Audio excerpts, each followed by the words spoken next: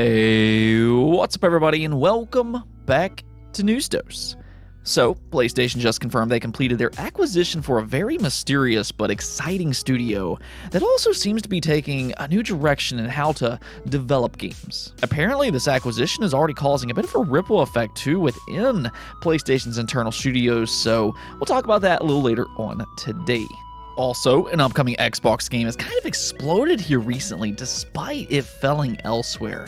And I think this is very telling on a couple of different things, so we're going to go over that today as well. To start things off today though, let's go and talk about what in the world is going on with Goldeneye Remastered. We've seemingly talked about this game pretty much all year long as more evidence has piled up that a remaster of this game is indeed in development. We've seen GoldenEye achievements on the official Xbox website, and we've even seen Rare developers unlock achievements themselves. I don't think that they're just doing that for just fun either. More than likely, it's to prepare for some type of release, but if that's the case, when will they actually announce this game?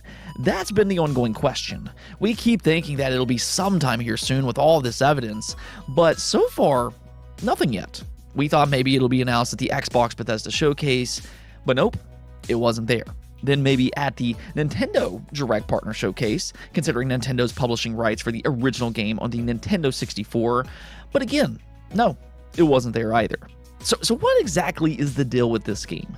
Well, according to Jeff Grubb, what's happening here is that GoldenEye is still in limbo because of the war.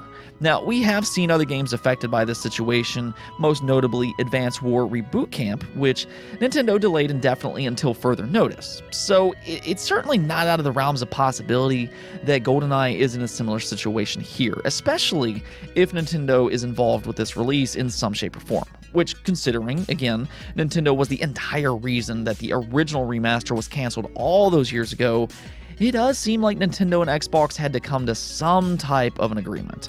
So I guess we'll just have to kind of see how all of this plays out as Xbox and maybe Nintendo tries to figure out how to navigate this situation.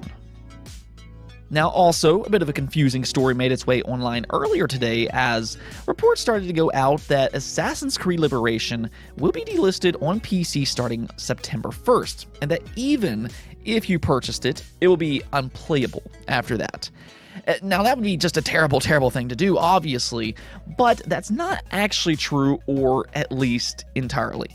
Yes, it is true that Assassin's Creed Liberation will in fact be delisted, but Ubisoft quickly came out to confirm that if you've previously purchased this game, you will continue to be able to play it, and you'll also be able to re-download it even after being delisted.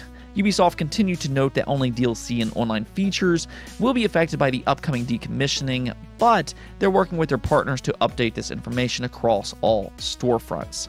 So, on one side, it is good to see that Ubisoft came out to clarify this information. I mean, it's still unfortunate that it's being delisted for the time being, but if you were ever interested in buying this game before, right now would probably be the time before it's officially delisted again on September 1st. Nintendo also announced the 17th Nintendo 64 game for Switch Online Plus expansion pack. Yeah, this library is rapidly growing, and as you can see here, the newest edition is none other than Pokemon Puzzle League, which will release into the service on July 15th. So really just a few days away, and then you can play it yourself later this week. I think this was a bit of a surprising addition though, because even in terms of Nintendo 64 Pokemon games, there are still some fan favorites out there, such as Pokemon Stadium 1 and 2. I mean, of course, we already have Pokemon Snap, which is absolutely amazing, but it doesn't seem like a lot of people were necessarily anticipating Pokemon Puzzle League. And Stadium 1 and 2, I feel like would have probably drawn in some more excitement. I just say kind of remain patient though. For the time being, you might find yourself enjoying Pokemon Puzzle League, and in due time, there's still a good chance of getting those Pokemon Stadium games sometime in the future. And of course, all of those other beloved Nintendo 64 titles such as Mario Party 1 through 3, those would be excellent additions. There's still Donkey Kong 64 and the plethora of rare titles as long as Xbox and Nintendo continues to work together. Well, we'll kind of see about all that, but let me know what game you would like to see added the the most, though.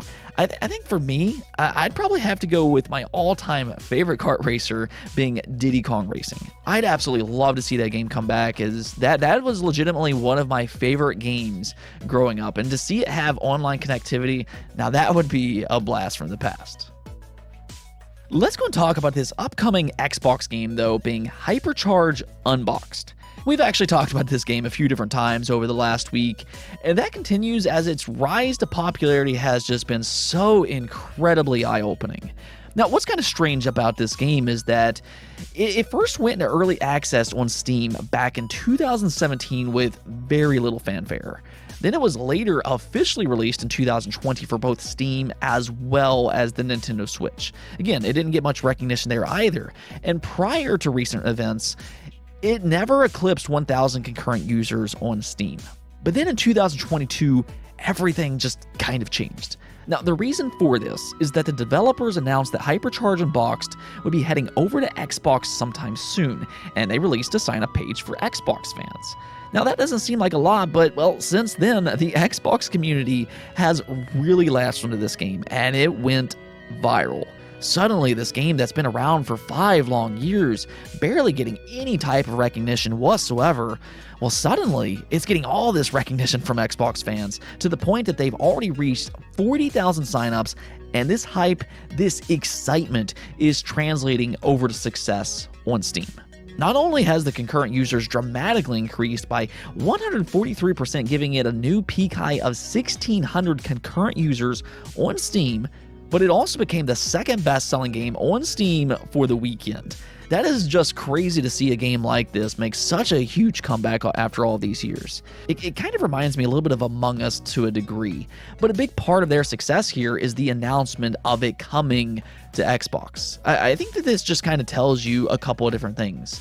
One being that persistent hard work can really pay off. The developers never gave up on this game, and with the introduction of a new platform, it gave them another opportunity to show exactly why this game is worth your time. They really just needed that community to kind of buy in, and, well, the Xbox community, they did exactly that for them. Another thing that really stands out to me here, though, is that translation of success. I've talked about this on the channel a few different times before, but I feel like that this is the perfect example of what I mean. When a game is on multiple platforms, and then people talk about said game online, well, even if you played that game on Xbox, if it's also available on PlayStation, then that positive feedback can translate to success on that platform. When people talk about these games online, it doesn't really matter what platform they are playing them on. Now, that seems fairly obvious and everything, but the reason that I bring that up is because, well, Xbox Game Pass. There's been this debate for years now regarding day one releases being bad because, well, who's buying these games? Well, that assumption has never really been true, as developer after developer has claimed it actually helped out their games. And that's for a few different reasons. For one, these studios, they are being paid by Microsoft to include them day one, and that's going to kind of make up for the lost sales. So you can't forget about that. But as you can see here with Hypercharge Unboxed, that word of mouth does absolutely translate to other platform success. Word of mouth is incredibly important, and anytime a game launches into Xbox Game Pass, well, then suddenly a lot of people are talking about that game online. They suddenly try these games that they might have missed out on otherwise, and then they talk about them online and just how good they are. And that's what we're seeing here with Hypercharge Unboxed. Despite this game being available on Steam for years and years, it wasn't until Xbox fans started to really talk about this game that it suddenly started to garner so much attention on Steam as well. Suddenly, it's the second best-selling game on Steam for the weekend, and a large part of that is because, again, all these Xbox fans that are talking about said game. That word of mouth that translates success from platform to platform. All in all, though, just a huge congrats to the studio that's worked on Hypercharge Unboxed. I'm so happy for the developers that's worked on this game, and to see them have this amazing comeback, it is just absolutely incredible. Now, we also need to talk about PlayStation, as they just announced this morning that they have completed their acquisition of Haven. They, of course, announced their intent to acquire them earlier this year, and is now indeed complete as of today. Now, Haven is a rather interesting studio headed up by none other than Jade Raymond, which is most well known for her work over at Ubisoft and Assassin's Creed. She's got quite a resume of AAA games, but she also had her own studio with Google Stadia as well. Unfortunately, as we all know, Google, they did a Google thing, and well, they shut down all of their internal gaming studios, including Jade Raymond's. Well, luckily, she's got her second chance building out her newest studio, Haven, and she's already assembled a team of more than 100 developers over in Canada. Once again, she put together a real AAA team with lots of talent, which I'm sure is a big part on exactly why Sony went out and acquired them. Jade Raymond, after all, is a big name in the industry, and she seemingly knows how to lead these big AAA projects. But there seems to be a little bit more to it than just that. One thing that we have seen from PlayStation since Jim Ryan's taken the reins is this focus on live service games, which is exactly what Haven is working on. We do know that their first game is some type of live service game, and while not much else is really known about it, it has been revealed that Jade Raymond's work on Google Stadia is kind of translating over to PlayStation, as they're drawing a lot of attention for how they're working on this unannounced project. In an interview with GameIndustry.biz, it was unveiled that a big part of the studio is working from the cloud. You can actually take a look here where Jade Raymond said this. There have been people talking about these different forms of cloud gaming from the consumer side, such as you can now play these AAA games on mobile, or I can now do these different kinds of games, which was the promise of Stadia. But the promise of cloud that we're really focusing on is what it means to game developers. When you think about the game engines that we have around, they were all built several years ago, and things have changed a lot. Our games have a lot more data. We're making an exclusive for PlayStation 5, and it is a live service game, so we have additional challenges of how do we make that kind of game with that kind of delivery. But with the PlayStation level graphics that people expect, all while allowing for those constant updates and building something that could be a living experience.